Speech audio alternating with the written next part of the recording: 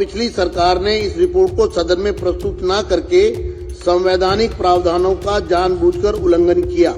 यह स्पष्ट है कि इनमें से अधिकांश सीएजी रिपोर्ट प्रतिवादी दिल्ली सरकार और प्रतिवादी मुख्यमंत्री के पास लंबे समय तक लंबित रखी गई।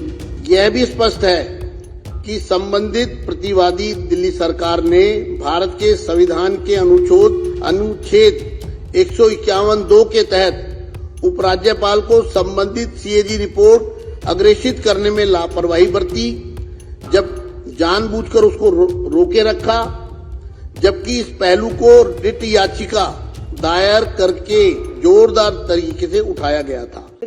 दिल्ली सरकार से संबंधित भारत के नियंत्रक एवं महालेखा परीक्षक का दिल्ली में शराब के विनियम और आपूर्ति पर निष्पादन लेखा परीक्षा प्रतिवेदन वर्ष 2024 का प्रतिवेदन संख्या नंबर 1 की प्रतियां सदन पटल पर प्रस्तुत करती हूं।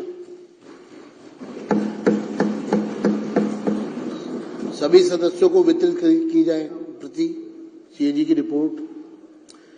माननीय सदस्यगण, मैं आपको भारत के नियंत्रक महालेखा परीक्षक की रिपोर्ट को सदन में प्रस्तुत करने से संबंधित पृष्ठभूमि से अवगत कराना चाहता हूं।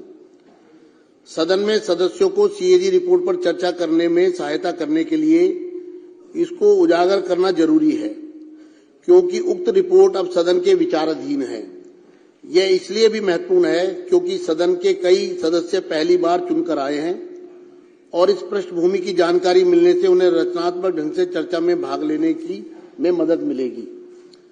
सीएजी एक संवैधानिक संस्था है जो जवाबदेही है, पारदर्शिता और सुशासन को बढ़ावा देती है। इसे संवैधानिक प्रहरी भी कहा जाता है और इसकी कार्यप्रणाली को माननीय सर्वोच्च न्यायालय ने संविधान की मूल संरचना कहा है।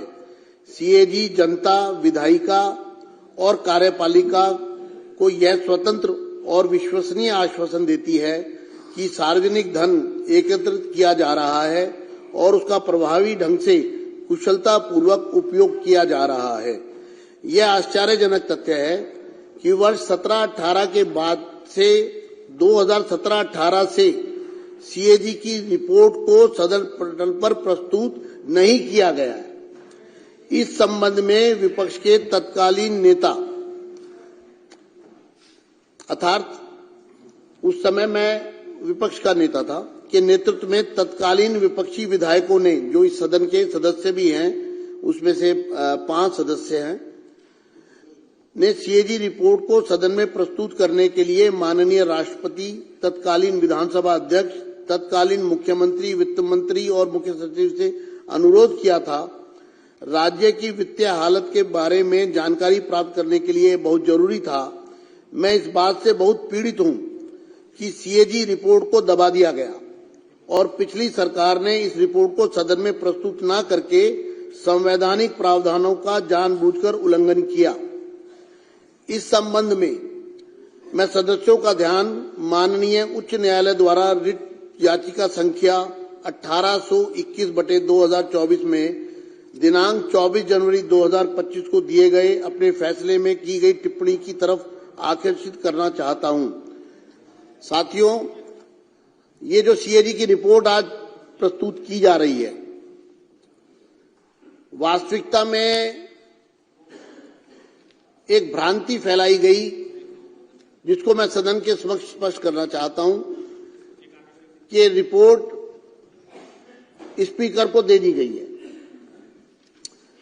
लेकिन हाई कोर्ट ने जो टिप्पणियां की है इस पूरे मामले में, उससे आपको स्पष्ट हो जाएगा कि सीएजी की रिपोर्ट को किस तरह से दबाया गया।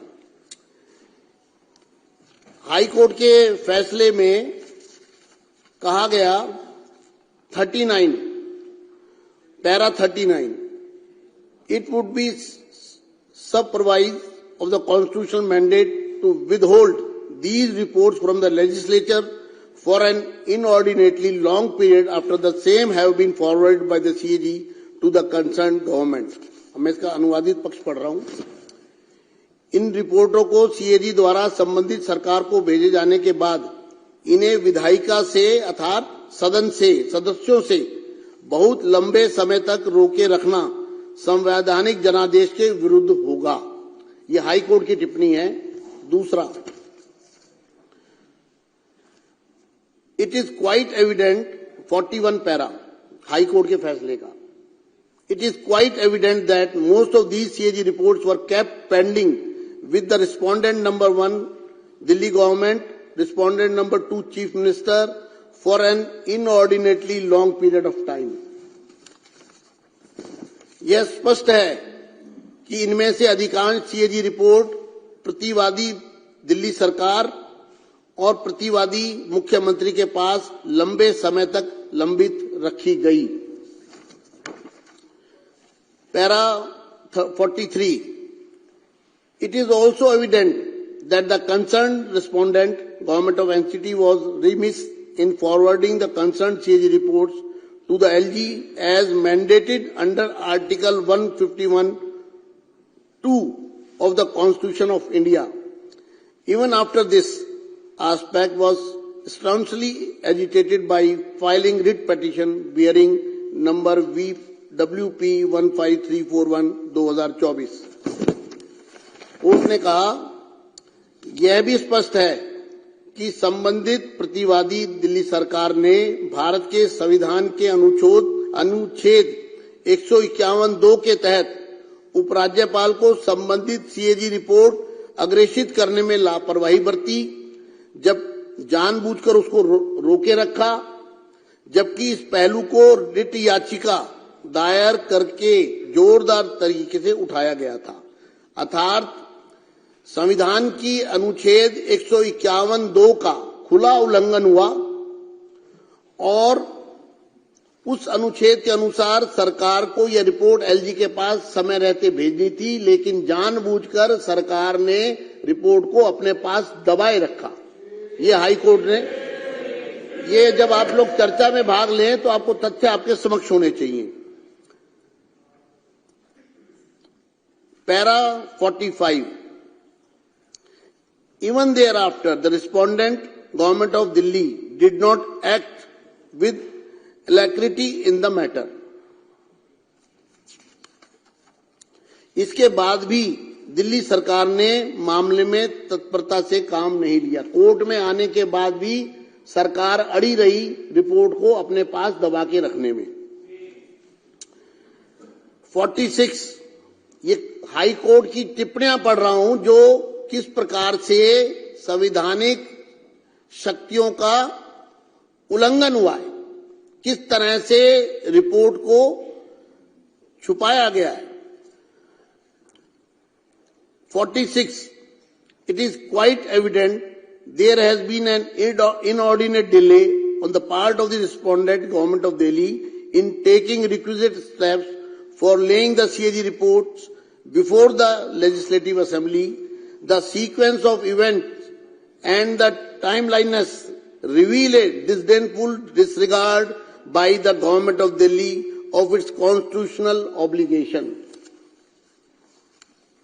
यह बिल्कुल स्पष्ट है, हाई कोर्ट कहता है, यह बिल्कुल स्पष्ट है कि प्रतिवादियों दिल्ली सरकार की ओर से विधानसभा के समक्ष सीएजी रिपोर्ट रखने के लिए अपेक्षित कदम उठाने में अत्यधिक देरी की गई।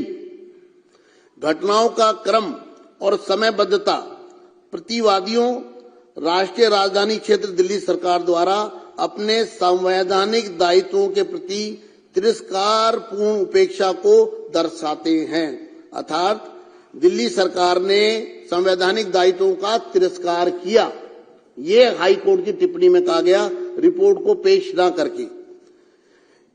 ये माननीय, these are the words of the Honorable High Court.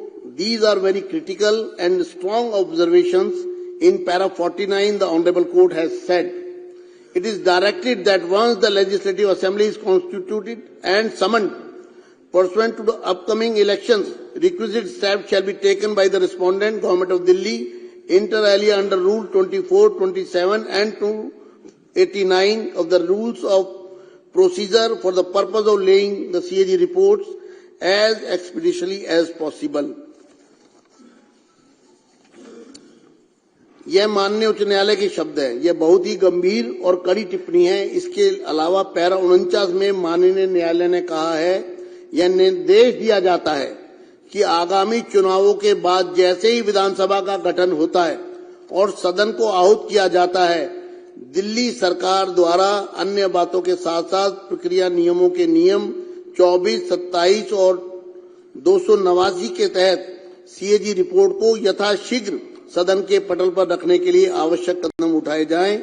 अतः यह बहुत ही खुशी की बात है कि नई सरकार द्वारा माननीय उच्च न्यायालय के निर्देश के मद्देनजर और अपनी जिम्मेदारी को समझते हुए दिल्ली की जनता के प्रति पहले ही सत्र में पहले ही दिन आज सीएजी रिपोर्ट को सदन पटल पर प्रस्तुत किया जा रहा है। मुझे उम्मीद है कि सीएजी रिपोर्ट में दिए गए निष्कर्षों और सार्थक सकारात्मक विचार विमर्श करेंगे। आज हम एक रिपोर्ट ला रहे हैं, उसका कारण ये है कि ये वॉल्यूमिनस है, बहुत बड़ा, चूंकि ये पिछले कई वर्षों का बैकलॉग है और हम चाहते हैं कि दिल्ली की जनता के सामने सब चीजें बहुत स्पष्ट रूप से आए। इसलिए आज एक रिपोर्ट सदन के पटल पर रखी गई है और इसी तरह से आने वाले दिनों में दूसरी रिपोर्ट लाई जाएगी। मैं चाहता हूं इस रिपोर्ट पर सदन में कुछ सदस्य जिनके मेरे पास नाम आए हैं वो पूरी तरह आतुर हैं कि हम इस चर्चा में भाग लेना चाहते हैं सीएजी रिपोर्ट के बारे में। क्योंकि सीएजी की रिपोर्ट आज यहां पर ले हो गई है, इसलिए मैं इस चर्चा को ऑन करता हूं। और क्योंकि ये मामला बहुत गंभीर मामला है, सीएजी की रिपोर्ट को दबाना एक तरह का क्रिमिनल ऑफेंस है मेरी नजर में। तो इस पर सभी सदस्य अपनी भावनाओं को व्यक्त करना चाहते हैं। जितने सदस्य मौजूद हैं सभी की तरफ से रिक्वेस्ट आ रही है, लेकिन आज हम इसकी चर्चा शुरू करते हैं अरविंदर सिंह लवली जी से। धन्यवाद अध्यक्ष जी। मैं जहां आज के शानदार एलजी एड्रेस के लिए मुख्यमंत्री साहिबा को और उनके पूरी काउंसिल को दिल की से बहुत मुबारकबाद पेश करना चाहता हूं और मैं समझता हूं बहुत शानदार एलजी एड्रेस। न्यूज नेशन अब व्हाट्सएप पर खबरों के ताजा अपडेट के लिए न्यूज नेशन के इस क्यूआर कोड को स्कैन करें